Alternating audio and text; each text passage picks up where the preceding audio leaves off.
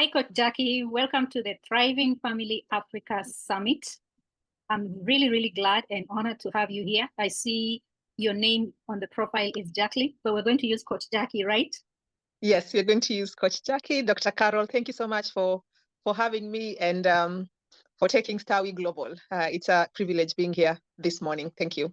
It's really exciting to have you. And just wanted to get you to talk about a little bit about who Coach Jackie is and what Coach Jackie does. Because we started with the coach, let me just explain myself from that perspective. I'm a parent and life and leadership coach certified. I love working with people, or simply put, I love people and I love seeing people thrive, move from one point of stuckness, of one point of indecision to the next one, whether they're children or adults. We all have those moments when we think there's greatness within us and there's doubt. So I love coming and working alongside people in helping them navigate those spaces.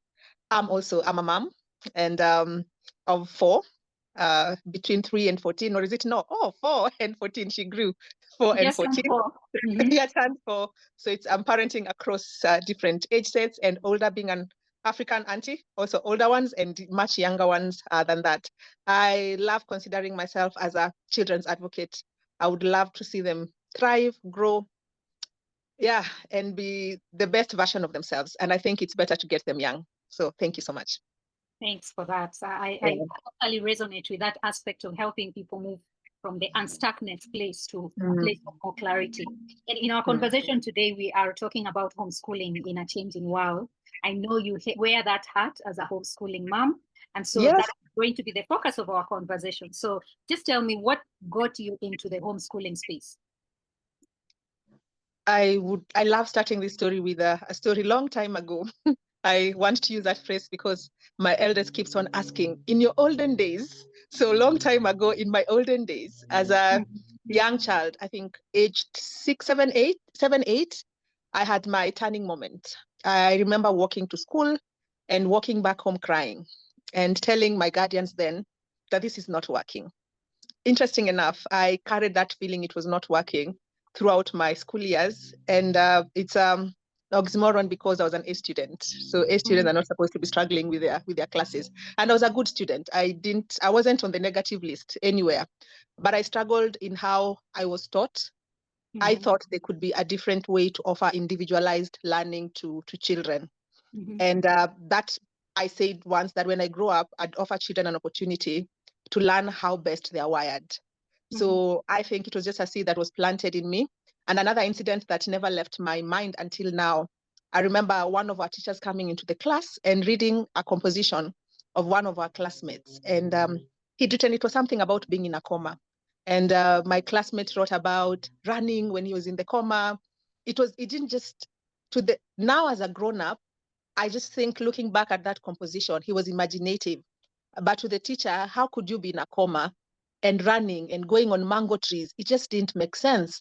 So I saw him shrink because a class of 40 and everyone laughing because everybody's understanding up to then of someone being in a coma is that you have lost sense, you have lost use of your cognitive senses.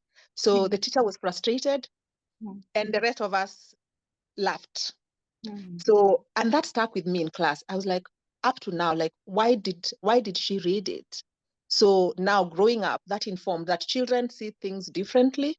And I look back and I would want to read his composition again from an imaginative point of view and see where he was coming from.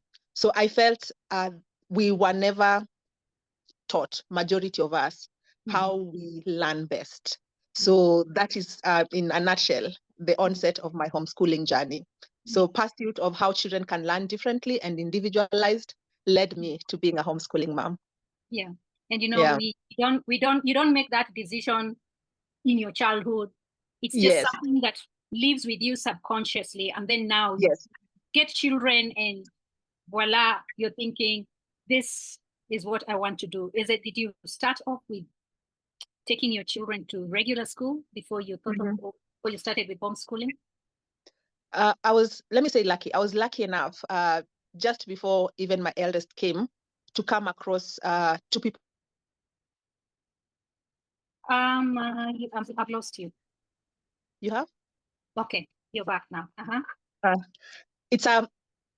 I was lucky on my journey to come across two very close people to me as I grew up who are homeschooling moms. I had never had anything about homeschooling before. Living where we live, it's not every day you come across people who homeschool their children. So I was curious enough to follow them and ask them what madness they are on. And they shadowed me like, this is what we are doing. One of them took the journey because their son had additional needs. So it was important for them to give them individualized attention so that they could learn well. And the other one was even an educator who pulled their children out of school. So I was curious. One looked like they had a valid reason, and the other one was trained to teach in formal institutions, and they had made a decision. So I did what we are doing right now. I conducted a series of interviews, just finding out why they do what they do. So it was a journey for us. Our eldest went to formal school from the start. Then when the second one was about to go to school, we realized the need now to embark on the homeschooling journey because we saw that they could easily fall through the cracks. And I know that's a story. Yeah. So what kind of things did you notice then about maybe your second child or your first child that made you realize they could easily fall through the cracks? The first one was thriving. They didn't have a challenge in school. But this one, before we started, it's how they learn, even in terms of how they spoke and processed information, and also how they process their emotions. We realize it's very easy for them to be labeled as a difficult child in class. And this is not to say that we were protecting them from being punished or facing consequences for their actions. It's just that when you look at a child like these 4 or 5 year olds and you realize they're not like the others, they are processing information differently. They're stacking their information not in let me give an example. Like the older one, when they were doing numbers, it was 1, 2, 3, 4, all the way to 100. This one got to 10, and then they moved to 13 and 23 and 33. So I realized they were doing patterns. They were not doing sequence. And I was like, this might be, it took me a while to pick that they were doing patterns, that how they learn best is through patterns, not sequence. So because they started adding in patterns, and they would do their things in patterns, and they were learning. And I was like, oh, so this is how best you assimilate information. All of us try to have children read at home before they go to school. I'm making an assumption, majority. Give them things to doodle. Learning even how to read, they would be like, no, it's not working. So I figured out how best. I realized as long as it's numbers and additions and patterns, they would get it. And my heart went out to any teacher I would place this child under. What amount of time would they need to figure out that what patterns are they deriving today for me to teach them in that particular way? So that was the moment we needed to jump, and we jumped and began our homeschooling journey. Okay, all right. Yeah. So here you are. You've talked about him looking at numbers through patterns and adding them through patterns. And you had already done a couple of interviews and talked to other people also to see how they are doing their homeschooling journey. So you had some foundational information. How about in terms of managing his emotions? What did you discover that led you there? That was a journey. Sometimes we think we've labeled children terrible tools. We assume that particular age sets come with particular sets of emotions. So it's very easy for you to think that your 2, 3, or 4 year old could be throwing a tantrum. And looking closely under it, you may realize it's just aspects of frustrations, that they don't have the capacity to handle their big emotions very well. And we've seen these children in playgrounds, we've seen them in schools, we've seen them in churches or in mosques, in public spaces where they are out of control. And when they are pushed, what happens? They push back. And when they push back, because someone triggered them, most of the time, I've observed kids in playgrounds, some of those who push 70-30, sometimes they're just triggered. But adults we never get time to figure out, why did they push? Why did they bite? Our second one he's a planner. Before he builds something, he collects all his material, he would gather all his tools and put them together, count how many blocks he needs. Then randomly, another child comes and takes like 7 blocks. It's a cousin, it's a sibling. And this would lead to intense frustrations because he knows exactly what he was planning to do with those blocks. So what happens? goes back, takes his things, retaliates. The other one cries, and all eyes and all lights now is on him. You have bullied or you have pushed the other one. So it took a lot of us calming down and observing him to see why does he respond the way he does, and face it.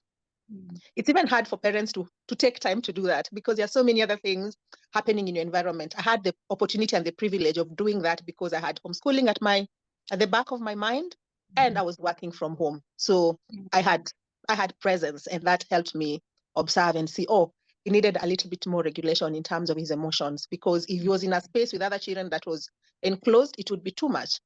And being a boy, and Dr. Caro, you can shed light on this, I realized that boys don't sit still very well from at a young age.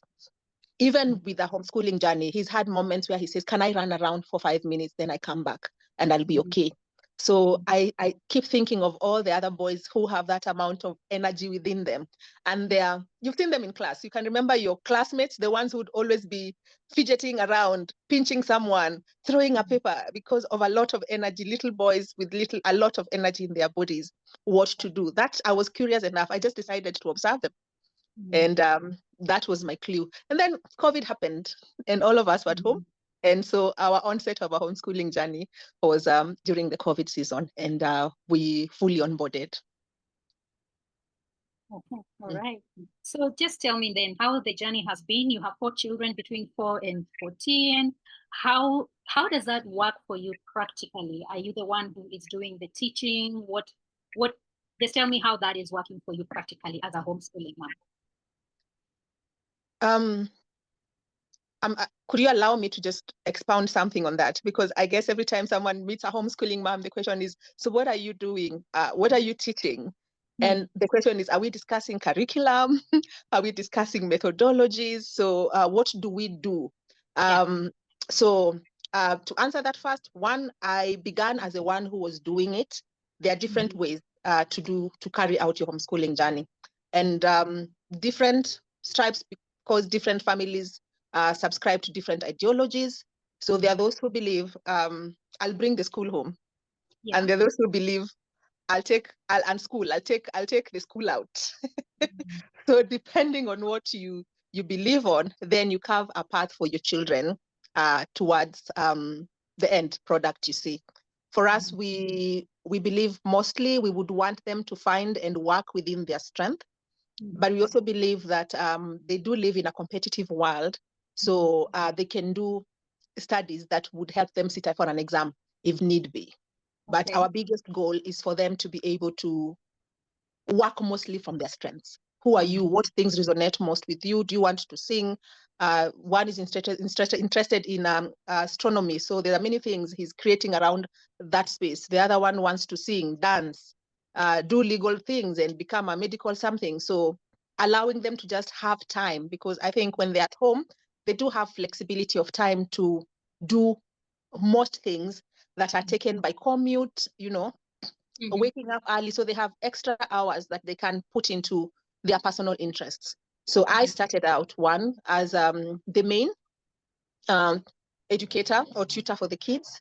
But as they've grown, the older ones, we have found help with online institutions that can offer, what do I call it? Lessons per se, as they're offered in schools sometimes, and even online institutions that can offer them lessons depending, cultured and tailored to their areas of interest. So we are doing both.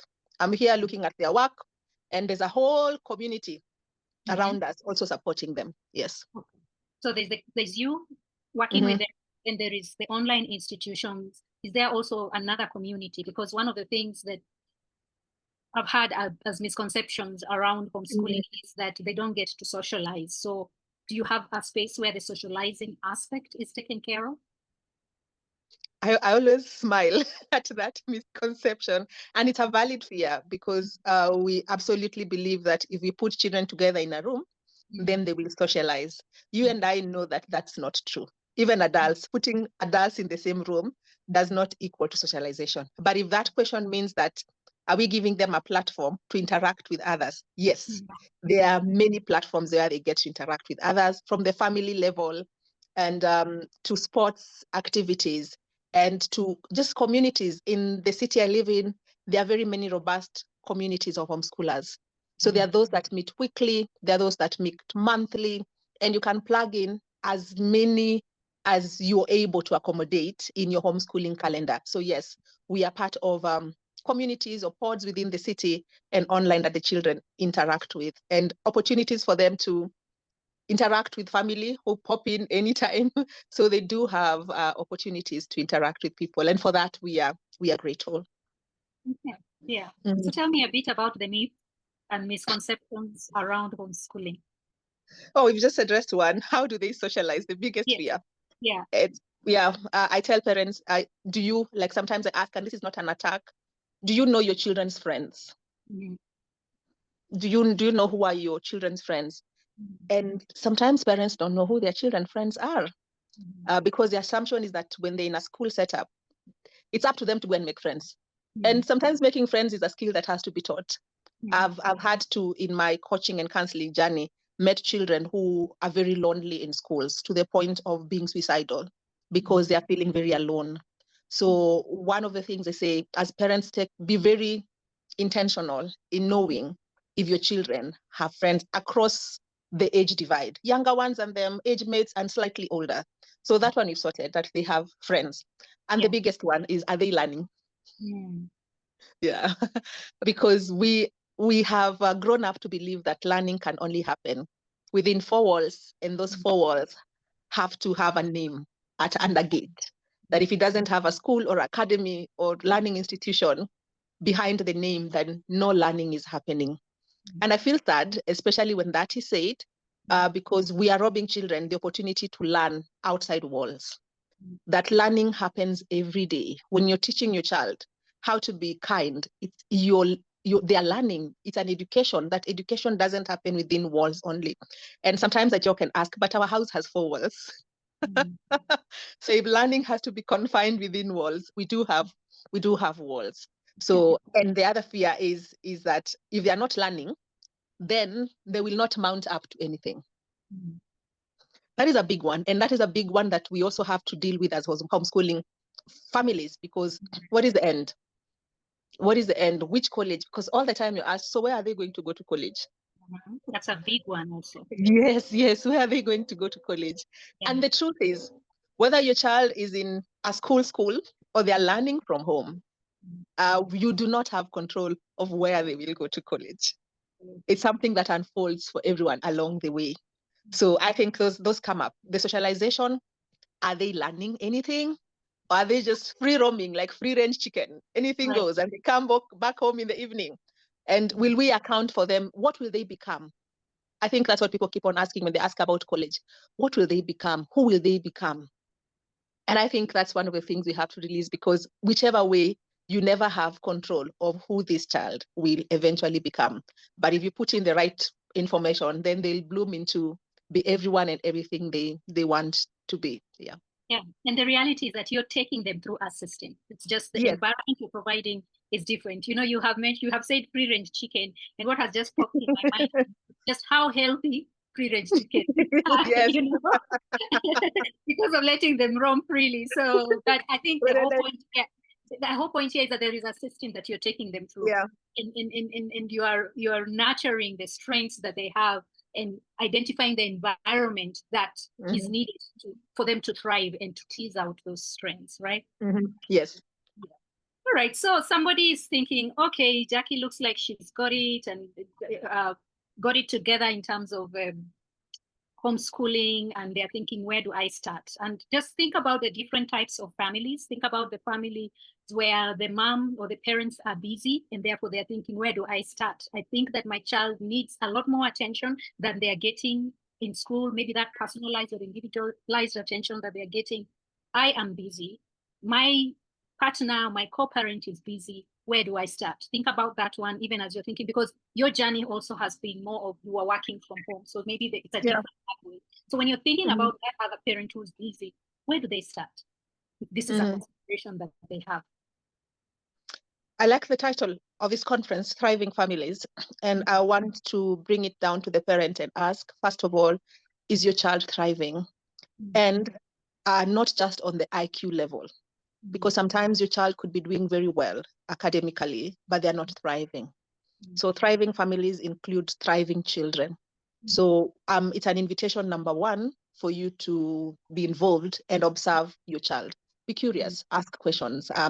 How are they finding schools? How sometimes all the reason they want to be there is because of their friends. Nothing else is keeping them there. And when their friend moves from school, they want out and you're wondering, but you're doing very well. The only thing that kept them was their friend. So I would invite all parents to be very involved in what is happening in their children's lives, in as far as matters education are concerned. Okay, once you've been involved and you think your child would thrive more learning from home, because that's what they're doing. You're not necessarily opening a school. So sometimes they say they're learning from home. If that is what would work, and you're a parent who is busy, and many parents face it, are all busy, I would make an invitation for you to, one, let's work from the end, from the beginning. And anytime I deal with parents, I prefer interviewing a child, just finding out what makes them, what excites them, because sometimes we have an idea of what you want your child to be. So you're thinking so much how they should be, neurosurgeon, things that make sense. Teachers, I don't know whether we want them to be teachers anymore. Doctors, yeah, all those things. Yeah, so, but sometimes when you have conversations with these children, it's very interesting. One of my little relatives wanted to do something. I have very many little relatives interested in space. It's very interesting. This one is much older. So they had figured it out. They would do amazing models on space, literally at a very young age. So the other day they came and told me, Auntie Jackie, I'm going to be a YouTuber. And they came down with the stats, showed me how many views. So their goal right now, they want a camera, they want a podcast mic. They're like, this is what I want from dad, and I'm set. And they're still in their lower primary. So they're like, that I asked the other dream, they're like, not sure for now. So dynamic, just unveiling and unraveling what is within your child. And then how can you as a family support both the YouTube and the astronomy, so that there's a balance. So one, get to understand your child.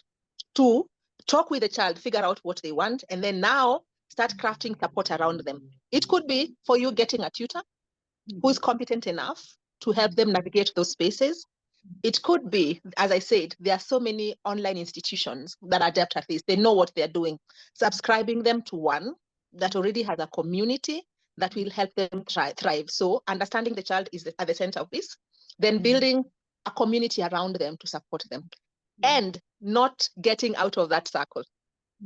Because it's very easy to think that I have given them an individual tutor, so they should now, they have wings to fly, or they're supported by this amazing international local online community. No, but you have to be very present in that picture too.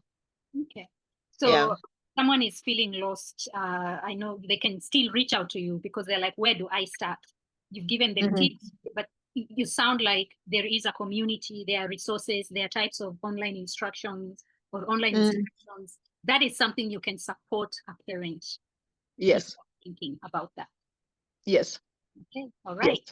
Yes. Okay. So even as we wrap this up, then what are some of the lessons you have learned from homeschooling that even the parents can use even when their children are in regular or traditional schools? What are some of those practical lessons? Practicals. One, involvement. Yeah. Whether your child is at school or you're with your child at home, you have to be involved. And sometimes it looks daunting when you look at the maths they're doing, the languages, and you're like, deal with your trauma of your maths teacher and your English teacher that is hindering you from getting involved. Because some of us had very hard experiences, difficult in our learning years, and we don't know how much that clouds our involvement in our children's learning. Sometimes you think, I just don't want, it's difficult. But sometimes you've not just dealt with the heaviness, you've not just dealt with the expectations that people had on you, on your education. And now you want not even an observer. Some parents are not even observers. You just want to be completely on the, where is it? Out of the picture. You just want to provide, you go there. You don't want to go in. So you can never delegate your involvement. And we're not asking you to teach. We're just asking you to be curious what this child is learning and walk alongside them. That's very important. And I think many children are missing that. We are crunched on time. If you live in this city of Nairobi, they're leaving the houses very early. They're coming back very late. They're also coming back very late. But can you find 5 minutes? Can you show up during a prize giving day? Can you make it a priority? Can you show up during Parents' Day? But sometimes you're too busy, we delegate even that. We send someone. So I'm placing premium on involvement in what your child is doing. Yeah. And also supporting the other things that they're curious about, like the YouTube, like football, that it's not all academics, it's not all books and papers. So whether they are learning from home or they're in a school setup, can you support their other interests? Can you, it's the formula of success. As my husband says, success can be duplicated. If they are doing very well in one area, can we give them wins, small and big wins that can be duplicated in areas that you're struggling in? And can we let them know whether they're at home or in a school setup, can we focus on their strengths? They may not score A's, or they may not even score B's and C's. That may not be their strength. It doesn't matter whether they are home. Homeschool children are not all A students. That's another myth. They are not all A students, and neither are they all D students. They're just children who are learning, and they learn differently. So whether they're at home or in school, can we support them in their areas of strength? Yes, let them learn their numeracy, let them learn their languages, but also let's give them an opportunity for them to succeed in something. Yeah. So involvement, giving them wins as children, and just even as parents dealing with whatever is bothering us in those spaces. Yeah. And I think that last part is a very, very important aspect of providing the right kind of environment for our children to thrive, being able to look inward, being able to see what kind of baggage do I carry around school? What kind of baggage do I carry around the math teacher or teachers in general, or the deputy principal who is in charge of discipline, Yes. So as we wrap up, could you just speak a little bit into that space of what it is you are carrying and how much it affects how your child succeeds, whether in the homeschooling space or in the traditional schooling space? As psychologists, one of the things we say is that your body carries trauma well and not so well. Well in the fact that it can store it for a prolonged period of time, and not very well because it will eventually leak. So number one, breathe. You can never face what you don't acknowledge. Are you able to have conversations with people on your schooling journey? How many of us have ever gone back to our high schools? Some of us would never even pass nearby there. If you're one of those people, then you need to examine that space. It's a space you need to unravel. If you think about your high school days and you're like, I would never ever go near their gate. If you see alumni meetings and alumni WhatsApp groups and you block all of them, it's just an invitation for you to give it a little bit of more time and to acknowledge the harm that was done. Because honestly, as teenagers, a lot of harm was done on some people in their school lives. I look at primary school going, harm sometimes was done, but we were oblivious. We were just growing and we were young and we were carefree. But for many people in their teenage years, and I don't know about the nation you're in, but in Kenya, most schools are boarding. And in that season, hormonally, you're all over the place. There was a lot of high-handedness, maybe in some schools. So if you think about your high school or your education years, and there's a lot of stress around it, it's an invitation for you to have a conversation. Number one, with someone you trust. And two, you can look for professional help if it's a lot to unpack. It's one of the keys you can have for victory, even in as far as your children's education is concerned. We want to give them a better platform than us. And one of it is to acknowledge that when pain comes, it can be handled. And if we don't look into that space, then how can we notice when they're going through the same things we are going through? It's not possible. So please, it's an invitation, open up, especially if you're blocking all your high school contacts. Right. Look for help. Yes. Thank you. And we say pain always has a way of expressing itself. So if you think you're blocking it there is a place where it is leaking.